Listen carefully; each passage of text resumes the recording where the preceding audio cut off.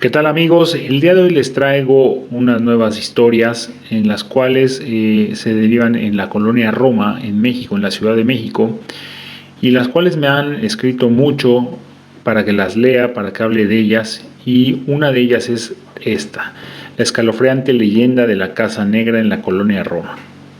Comencemos. La colonia Roma de la Ciudad de México es uno de los lugares más emblemáticos de la ciudad, esto gracias a su historia, a la belleza de sus calles y a la majestuosidad de muchas de sus edificaciones. Sin embargo, algunas de sus grandes casonas guardan aterradoras leyendas. Tal es el caso de la que cuenta de la ubicación en la calle de Álvaro Obregón 191, la conocida como la Casa Negra de la colonia Roma. En este famoso lugar se presentan diversos fenómenos paranormales, motivo por el que ninguna persona es capaz de atreverse a pasar siquiera una noche en el interior. La oscura leyenda de esta casa inicia en la primera mitad del siglo XX, cuando era utilizada como hospital para pacientes que padecían tifoidea, enfermedad que fue catalogada en ese momento como demoníaca, y motivo por el que un grupo de personas le prendieron fuego, no solo con enfermos en su interior, pues también había médicos y enfermeras. La mañana después del accidente fue estremecedora, ya que dentro y fuera de la casa se podían ver cuerpos de personas calcinadas que seguramente intentaban escapar del voraz incendio. Algunos años pasaron para que la propiedad remodelada, en la cual se escuchaban gritos y se veían sombras, tuviera nuevos dueños. Se trataba del matrimonio Mondragón con 3 de sus hijos, quienes desafortunadamente solo vivieron ahí una semana, pues de manera inexplicable todos fueron encontrados muertos en el interior. Aunque se hicieron investigaciones, nunca se supo realmente lo que les sucedió, por lo que muchas personas atribuyeron que todo se trataba de una maldición que tras el incendio se había originado en el lugar. Debido a que la familia Mondragón no tenía muchos herederos, la famosa Casa Negra de la colonia Roma pasó a ser parte del gobierno. Sin embargo, ambulantes que se instalan afuera del lugar, vecinos y quienes llegan a pasar a altas horas de la noche por ahí, indican que aún se pueden escuchar aterradores gritos y se pueden ver sombras en el interior. Algunas personas que han intentado pasar la noche ahí han indicado que es imposible, pues la sensación dentro del lugar es escalofriante, además de que muchos de los que han entrado han sentido que unas manos los empujan para sacarlos de la propiedad. ¿Te atreverías a pasar una noche en la Casa Negra de la colonia Roma? La leyenda que acecha cada rincón de la Casa de las Brujas. Esta historia en particular es muy interesante, ya que en ella vivió un personaje muy místico, una bruja, en la cual, a pesar de que vivió en esta casa, hizo más cosas en otros sitios. Convocaba al hermanito Cuauhtémoc y hacía operaciones con un cuchillo de monte, en el cual la gente se curaba. Pero en esta ocasión hablaremos solamente de esta casa. Próximamente les traeré otras historias relacionadas con Pachita. Empezamos. Se dice que en este edificio vivió una bruja que invocaba espíritus y fantasmas. En la esquina donde se encuentran las calles de Orizaba y Durango, en el corazón de la colonia Roma, se erige un edificio de departamentos llamado Río de Janeiro. Se trata de una construcción ecléctica, además de apabullante, hermosa y desde luego misteriosa. A este inmueble casi todos los vecinos de la zona lo conocen como la Casa de las Brujas. Muchos creen que es por el aspecto de su fachada principal, la cual está compuesta por un techo que evoca los sombreros icónicos de las brujas. Debajo de este elemento, unas ventanas dan la impresión de ser ojos. En conjunto, pareciera que el rostro de una bruja rige el edificio. Su levantamiento data de 1908, cuando Porfirio Díaz lo mandó a construir en el marco de las celebraciones del centenario de la Independencia.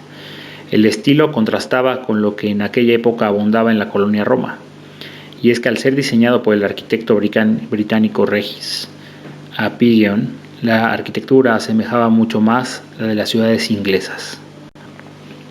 Lo sugestivo de la Casa de las Brujas es que aún conserva varios detalles de aquella construcción original, que por cierto, los primeros años fungió como hotel de lujo, Más tarde, para la década de los 40, el arquitecto mexicano Francisco J. Serrano intervino con una exhaustiva remodelación. Varios pormenores hicieron de la fachada un escaparate de distintos estilos arquitectónicos que de forma armoniosa convivían y destacaban en la colonia.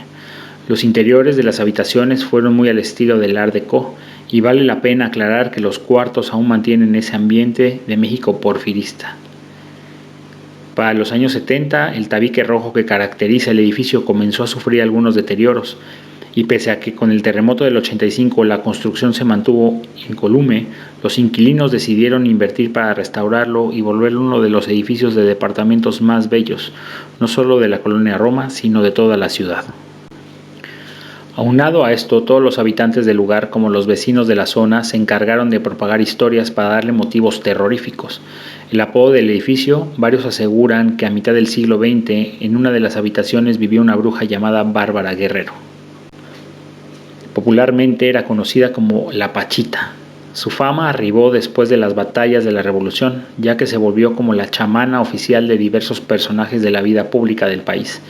En aquella época, la Pachita realizaba rituales, donde invocaba espíritus y fantasmas. Vecinos claman que aún deambulan por los rincones del edificio, pues en ocasiones se escuchan ruidos extraños. Sin embargo, la realidad es que el valor intrínseco de la Casa de las Brujas es su arquitectura.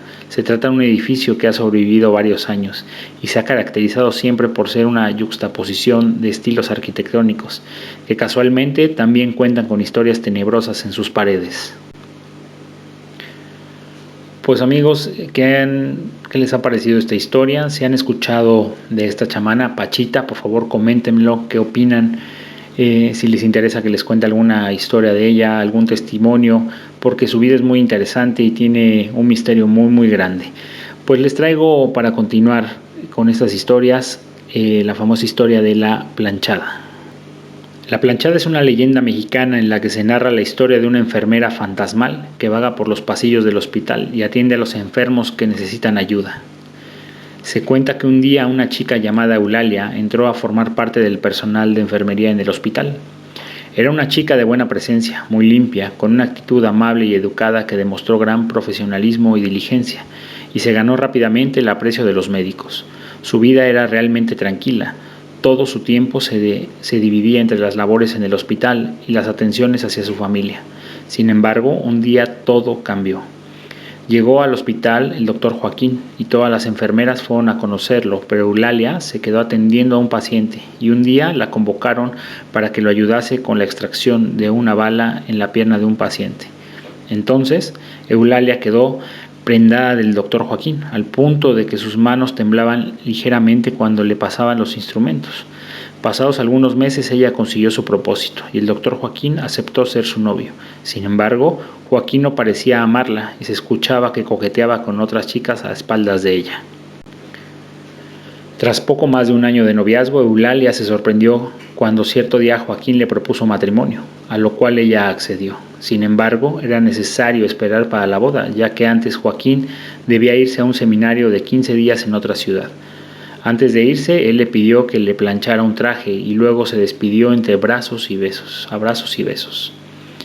Un día, un enfermero le declaró su amor y le pidió que le acompañara a una fiesta como su pareja de baile, pero ella se negó por su novio. Entonces el enfermero la miró y le dijo que no entendía cómo es que nadie le había contado que Joaquín se había ido a un viaje de luna de miel con su nueva esposa. Eulalia agachó la cabeza y se fue. A la mañana siguiente comprobó que todo era cierto.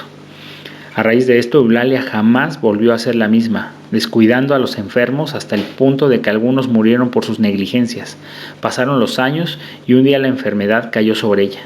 Antes de morir, se arrepintió de haber sido tan mala enfermera, falleciendo sin poder perdonarse a sí misma. Tras su muerte en el hospital comenzaron a surgir testimonios de gente atendida por una amable enfermera que no parecía pertenecer al personal del hospital. Una chica joven con la ropa impecable como la llevaba Eulalia en vida. Normalmente los testimonios eran confusos porque solía atender a los enfermos cuando dormían. Se encontraban sedados o habían sido descuidados por las enfermeras. Al preguntarles a los pacientes qué les había atendido, Siempre le daban la descripción de una mujer rubia, con cabello corto y rostro serio, que no correspondía con el aspecto de ninguna de las enfermeras que trabajaba en el hospital.